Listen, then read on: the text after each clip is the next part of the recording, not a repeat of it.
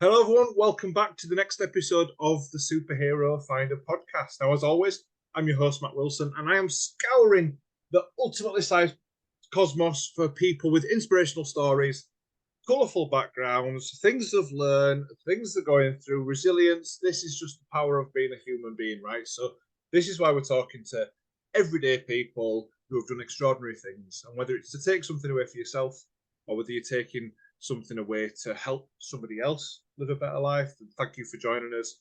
And I'm delighted to be in the Mac Cave today with Fiona Bradley. How are you doing, Fiona? I'm good. How are you?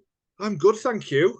Yeah, I'm good. I'm just glad that intro went well because sometimes I forget to put my teeth in. Do you know what I mean? Do you know when it's one of those times? But it's good. And one of the reasons why I was excited to have you in is because we actually met. Was it 2 years ago now? Yeah. It's flown, hasn't it? That's absolutely flown. So we met at a speaking event, which was organised by Tyler, wasn't it? Yeah, TJ. Yeah, good old TJ. And I wonder if Fiona. So I know who you are. I know the amazing stuff you do, and a bit more about you. But I wonder for anyone that hasn't come across you or heard of you, what is it you do? I run a social media, organic and paid media agency in Leeds City Centre. So there's three of us full time and 6 to 10 contractors, depending if we need videography, design, whatever it is. We create the content and share it where it's going to perform best. That was very, very succinct. When I try and explain to people what it is you guys do in the social media world, it's never that succinct. But that makes absolute sense. And how quickly have you got to that size? So how long have you been running as a business? So I set up in February 2020 as a freelancer. It was the week before the first lockdown. Of So I course. was freelancing for 2 years and then took it limited a year and a half ago. So it's been a year and a half being limited with an employed team. So there are four of us, one's on mat leave, and it was at one point a chaotic spree of multiple, like so many freelancers. So I Yeah, thought, let's bring it in-house. Let's have a full-time team that can be dedicated, that can do it the FB Comms way and be fully committed to our clients and the work. I love it. I love it. I love that it's homegrown. I love that it's Leeds. We don't often get to talk about Leeds. I don't think I do anyway. Absolutely. And one of the things for me, so I've followed you quite closely on since we first met on things like LinkedIn and other social medias, and I know it's not always been straightforward, but one of the things that strikes me is how you have kind of dealt with being a woman in an area of business which is not necessarily just men doing it, but in terms of being able to build, especially post COVID as well, being able to build a successful business and stand up and so confidently talk in front of camera, in front of other people, as you did, it just amazes me. How have you found that journey? Does that come naturally to you, or? Does. There are sometimes occasions I'll go to a networking event and I'm the youngest female in the room, or it's very suited and booted. I turn up to one networking event in Doc Martens and a fluffy green jacket, and everyone else is there in a suit. But I do think that those things make me stand out, especially in social media, and people want to get to the Gen Z market. And we've got a full-time content creator who is the Gen Z market. So I do think it plays an advantage to be different. We've been very different with our messaging and really, really going for it on my LinkedIn profile, which I don't think a lot of other people in the space at the minute have been doing and could be doing. So I think being different does play a big advantage for us in some ways. Yeah. Awesome, awesome. And just on being, I suppose it's a bit of a it's a bit of an easy link. It's probably a little bit of a cheap link as well. But when you talk about being different as well, I know that as part of that, you know, some of the challenges you face in terms of the way that your mind works as well in terms of being neurodivergent. Do you want to just tell us a little bit more about that? Yeah, I was diagnosed with ADHD last November after 2 years on the NHS wait list. Thought I needed to do something. Yeah. But that was always misdiagnosed as anxiety when I was growing up. I was on every drug under the sun. I tried every kind of therapy, and I was still like, why do I not feel good about things? Why am I still so freaking stressed all the time? So that was a big revelation for me, was my diagnosis, and realizing that I'd accidentally created a role for myself that's so neurodivergent friendly, like changing tasks and working across multiple things and working fast. And I think that played a big part in being an entrepreneur and I had so many ideas and I wanted to action so many things, and I could see so many patterns and opportunities. Yeah. And in previous roles, it was very much, that's not your job, stay in your box, things are working as they are. And I'm like, but we could be doing so many areas better. But now, if I can see a better way, we do it like that. If I can see a pattern in the ads that, you know, I can go in and instantly change it, and Yeah, it works as an advantage in a lot of respects, like the risk taking, well, sensible risk taking, very calculated with an Excel spreadsheet. And being able to work quick and having that kind of mind, but also it is difficult. You're anxious from a start. But I've accidentally then created such a perfect environment for neurodiverse people to thrive. My entire full-time team is neurodiverse.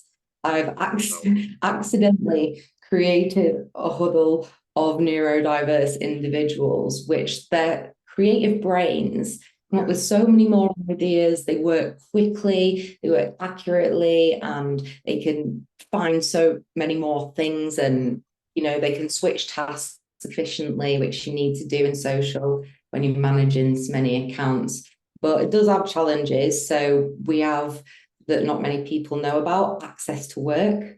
So mine got approved a few months ago. We've got VA support. They help me manage my diary, my calendar, any additional bits of admin that would take me 3 hours would take them 20 minutes. So it's freed up so much of my time.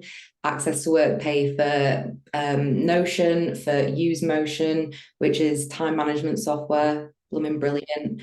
But I didn't know that this even existed till February. So access to work is amazing. One of the teams just went through, so she gets a VA to support her 7 hours a week. So any task that will be really tedious, that she can pass over, like a report that would take her so long, but take someone else 20 minutes, it's an absolute godsend. Yeah, absolutely. And how is that? Who's that available to then? Access to work? So something I've not heard of before. Anyone with a mental or physical disability, or even suffering from something like anxiety or depression. If you've got a condition that affects your work, then you can apply. You don't even need a formal diagnosis. So if you're waiting on the NHS waitlist, you need to be full-time employed to get this, or full-time self-employed by a limited company. So I'm not sure if it's available for freelancers unless they're working through a limited company, but it's widely available. It really didn't take us that long to get through. I've heard some people waiting 12 weeks, but I think it was 3 weeks each for us. That's incredible. It's funny, isn't it, how much stuff there seems to be out there, but you just don't see it. You just don't hear about it. And isn't this just a victim to the digital world where you've got everything at your fingertips but nothing in front of your eyes? Yeah, because we heard about it through our VAs. My friend Leah Turner, who she's been working with, and she said, yeah, I can now pay for them through access to work. And they've also provided, we get ADHD coaching every Friday that helps us manage our time, our energy, and, you know, where are we doing stuff that we don't need to, or just because a lot of it for me was doing stuff just because it makes me feel important rather than because it is important. So refocusing my time, my focus, my energy onto the good shit. The good stuff. I love Yeah. that. That sounds really, really useful. So you were diagnosed last year. That's right, isn't it? Yeah. Last year. So before then, where were you at in terms of, because you were still building a business? Obviously, this is only 10 months ago, 11 months ago, something, isn't it? So what was it before then? Before having that diagnosis, did you kind of have an inkling of what it was, or were other people telling you, obviously, that it was described as anxiety or mistaken for? Yes, it was. You might have seen her online. She's grown so exponentially. She's just released a book, actually, Ellie Middleton. We were talking on LinkedIn, and she took me through her story of how she'd been misdiagnosed with anxiety and been through all the meds and all the therapy, and that she'd just been through her ADHD. She was just looking through her ADHD diagnosis, and I was like, oh my God. Because I've had a therapist that everyone should get therapy. If you don't think you need therapy, someone else needs therapy because you didn't get it. and my therapist mentioned ADHD a few times, and I just thought, everyone's got ADHD tendencies. I was a good kid at school. I wasn't the naughty boy throwing gum at the back of class or anything. So I thought it didn't apply to me until Ellie mentioned it. And then I started properly looking into it and went to my GP. And she's looking down like, God, you've tried a lot of things. Yeah, you know what? This totally makes sense. And I'm like, oh. So it just kind of, the jigsaw almost fell into place then. Yeah, but after my diagnosis, I cried. Did you? I was just, it was like a mourning process of all the time that I'd wasted trying to fix myself to then realize I'm not broken. My brain just works a bit differently. Yes. So there are things that I can do to keep working optimally. I love that. I just want to spend a second with that. I'm not broken. My mind just works differently, or my brain just works differently. And I think that's so powerful because it's very easy to think with anything that's mental health related or anything that's kind of in terms of the way that the brain or the mind works. It's very easy to feel like you are broken or something is damaged or something is wrong. And I think that must have played a part into why, and I've done similar myself, is why you think, oh, it can't be me. I was normal at school. Like when you hear about, I suppose, maybe 10, 15 years ago, when you hear about ADHD, it's the kid that's whizzing around the room can't have, has the attention span of a gnat. And that's the only thing that the only characteristic that you see. But now we understand it more.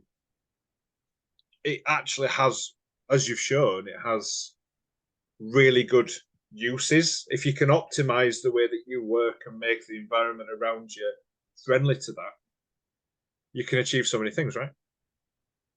Exactly.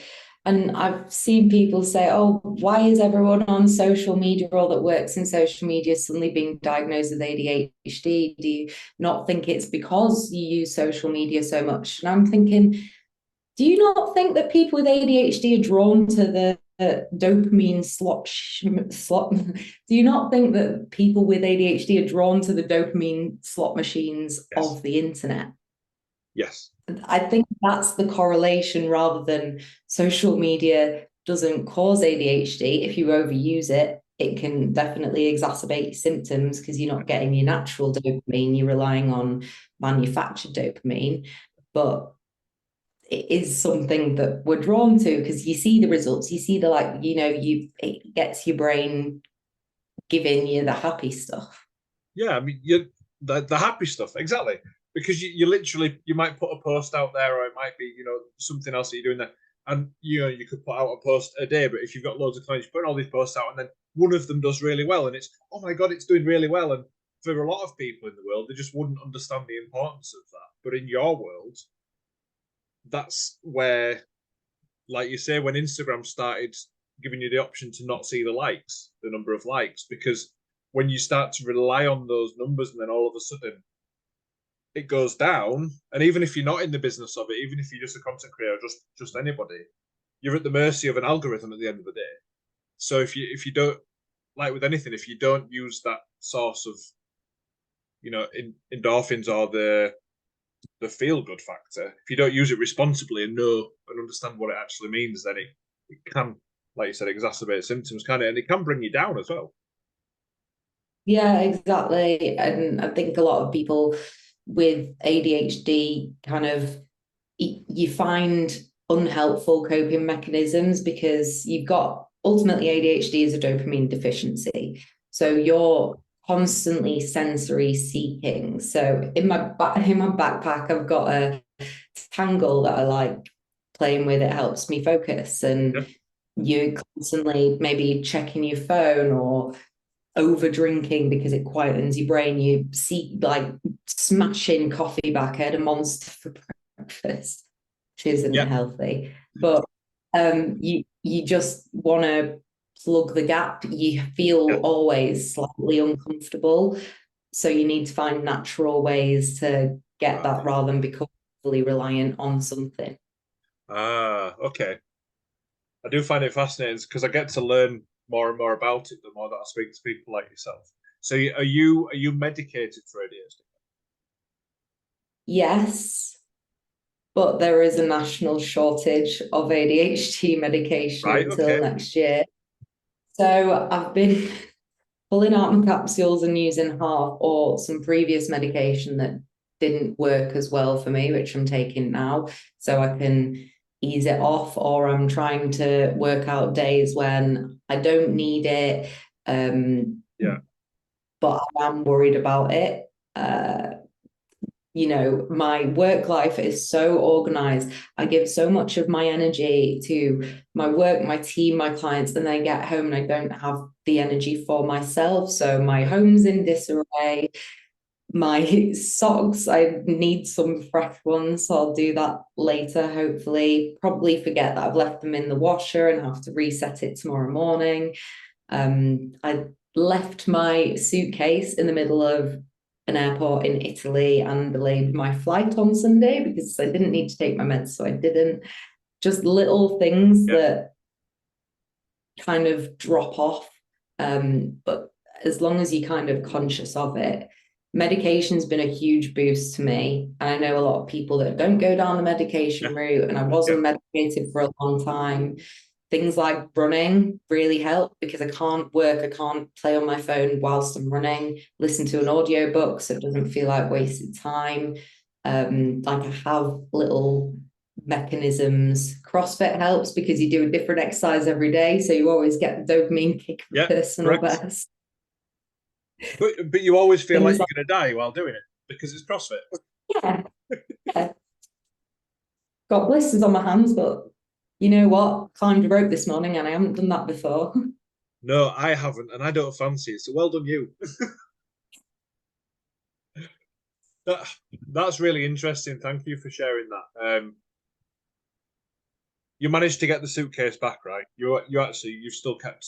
Oh yeah. There were police women surrounded my case. One had their foot on it, and they're like, "What's in the case?" And I'm like, loads and loads of pink clothes. Just been at a conference, so it's just full of pink.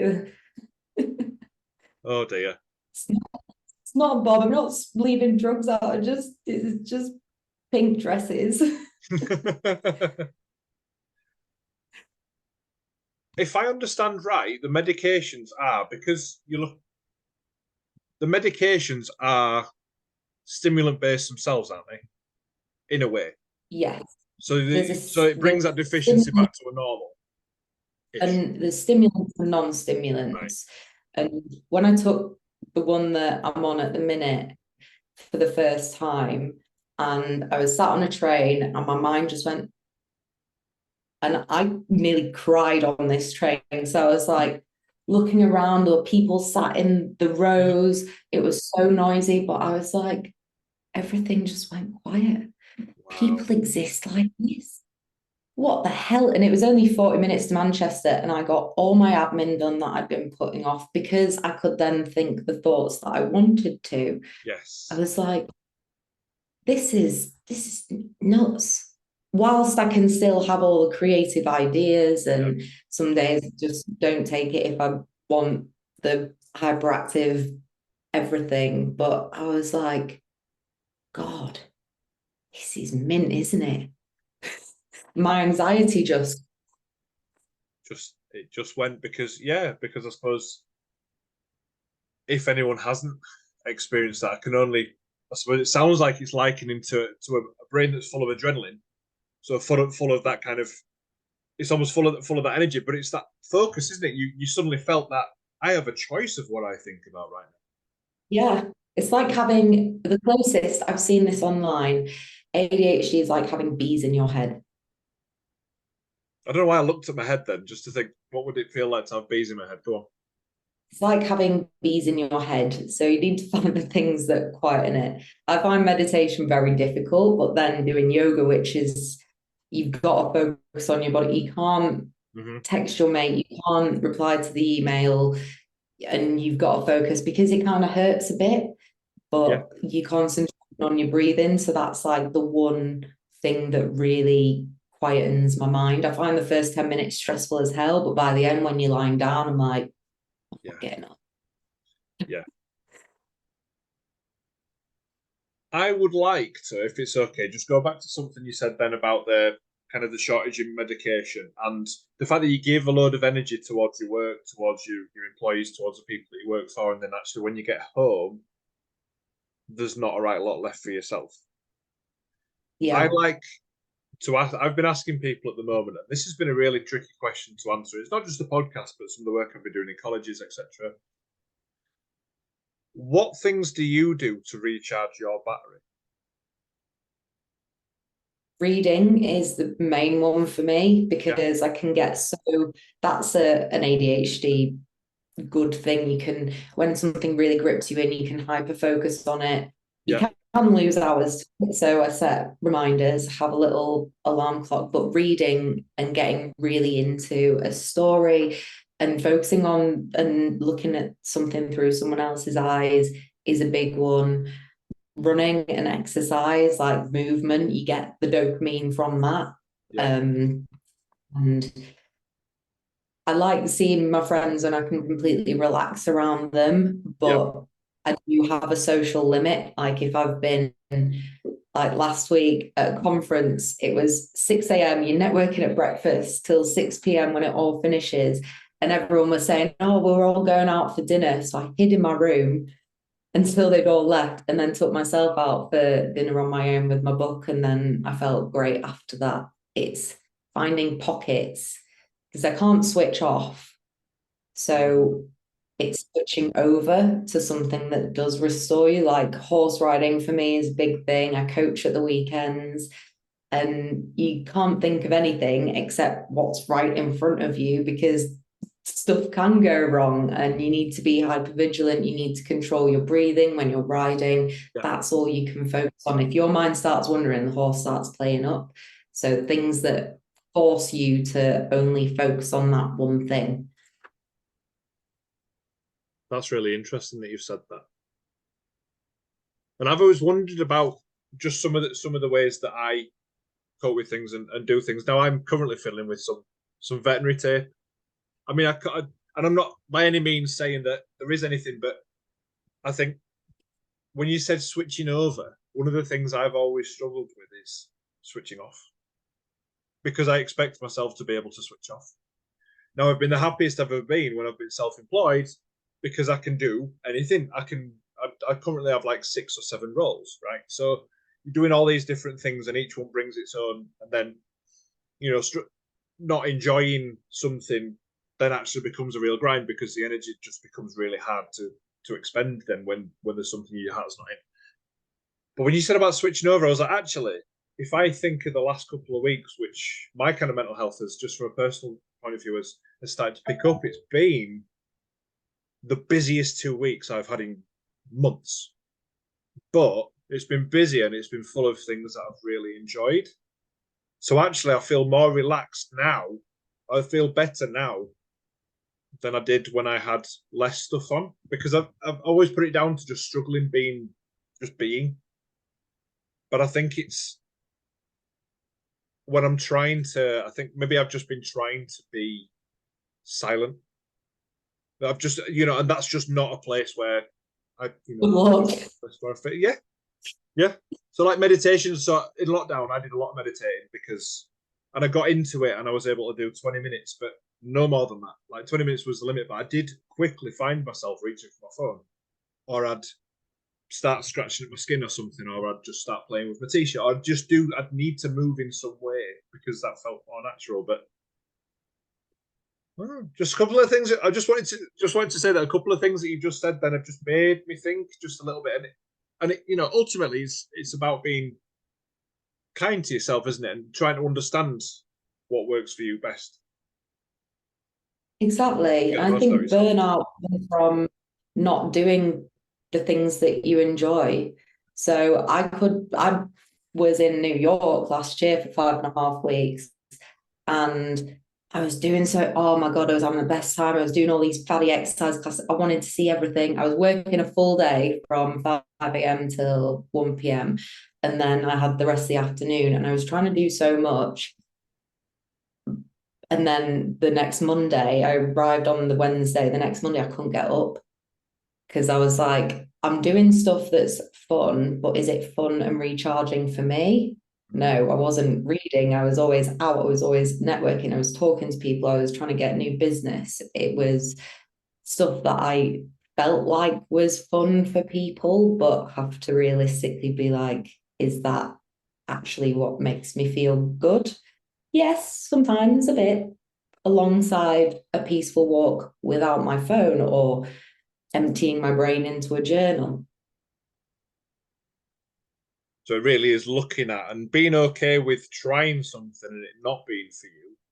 So when you see these things that are 10 things to do to relax, or 10 things to do if you've got ADHD, and all these posts that you can see, TikToks around, some of that may well work for you because it's worked for somebody else, but some of that might not work for you, and that's absolutely fine. You may enjoy doing something completely different, like you say, horse riding, things like that. But it's about finding those things that help you almost find some peace in the spaghetti junction of minds, the King's Cross of a brain.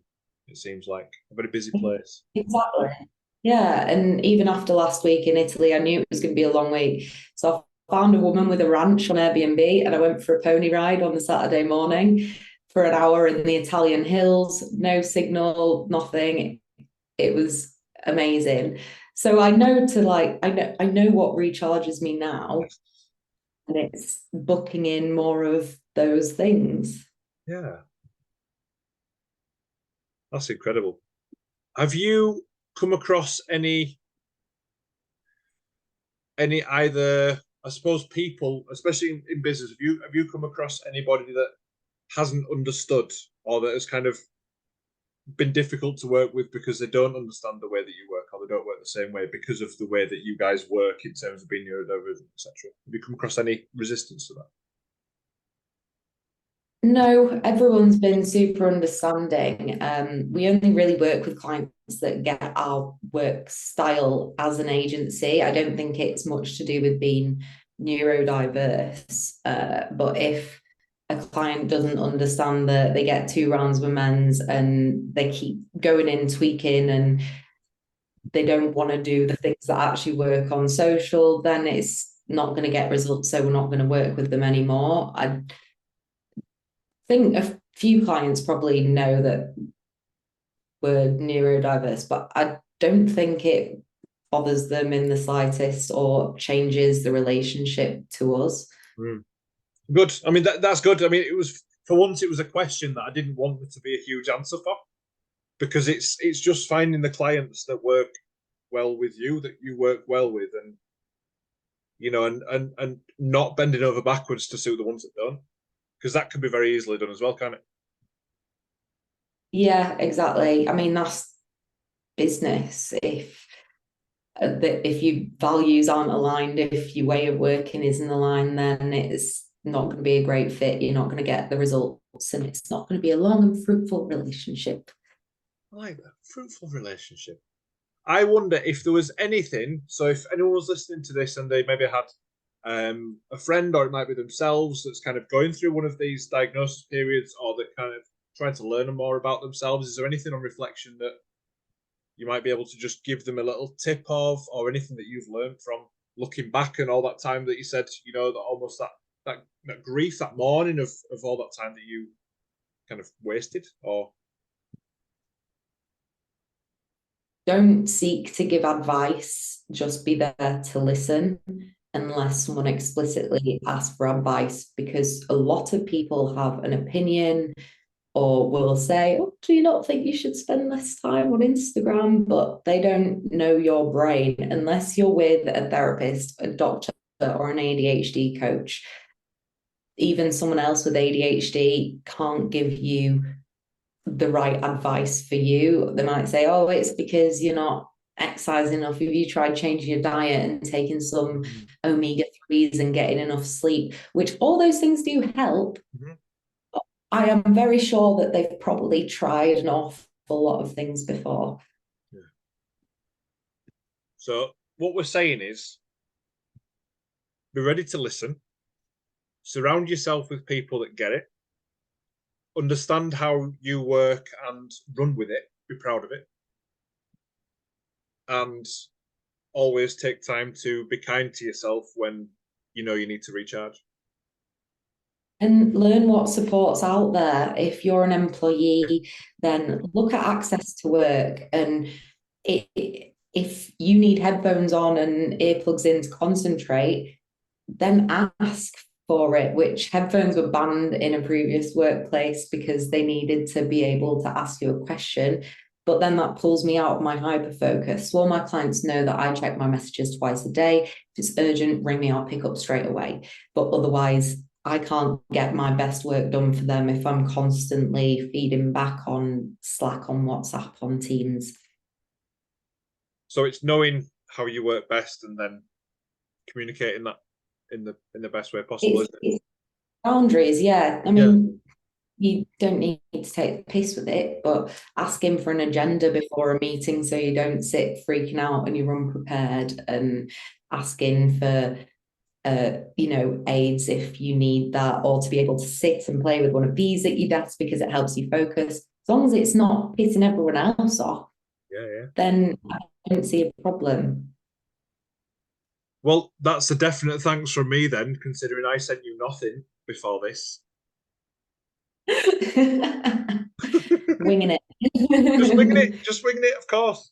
Now we are running short of time, Fiona. I'm pretty sure we could talk for a long time on this stuff, and we can always look at doing that in the future. If anyone wants to follow your journey, follow what you guys do in FB Comms, where can they do so? You can follow me on LinkedIn, it's Fiona Bradley, or you can follow our agency at FB Comms Agency on Instagram. I know it's a bit dead, but we're doing a rebrand, so we'll bring it to life soon. No, wonderful. I have got one question that I do ask everybody, okay, because I love superheroes and I'm sat in space at the moment. If you could have any superpower in the world, what would it be? Freeze time. Oh, that was so quick. You were there. Have you thought about this already? I think about it all the time. What do you think about freezing time? So I can read more books, there's so much stuff I want to do. Yeah. I could see more things. I could freeze time and I could have a tour of a full city. I could get my admin done. I could do my washing. But you can't do that. So I'm working with the ADHD coach to learn how to manage what I've got. Okay, well, we can live in dreamland. And that almost reminds me of, was it The Queen's Nose, that programme? Yeah. We used to rub was it 50p or something, and used to freeze time. Yeah, I think freezing time would be an amazing power. And it's actually one that I've not had yet. In about 50 times I've asked that question, it's not one I've had, so thank you for that. And folks, if you're still listening at this point, thank you very much. I do appreciate you spending the time not only on yourself, but listening to the content that I create, and I speak with people, amazing people like Fiona today, because I think it's important that we get as much as we can out of people and their experiences. You know, it's not just about reading books and listening to audiobooks, that has its place, but what better than to learn from lived experience? If you would like to support me, because big thanks to James and Lucy, who are my Patreons at the moment. There is a link above my head if you are watching on video, but it's patreon.com/thekindeststrongman. Now, Patreon's set up just to allow you to support me as a creator. It's not big money doing a podcast. You know, you see other creators, other people like Joe Rogan, and that will generate revenue for them. But I do this purely as a passion project. So if that is something you'd be interested in doing, please pop along and see it. And my Instagram tag's also there, which is The Kindest Strongman, and that's the same for TikTok.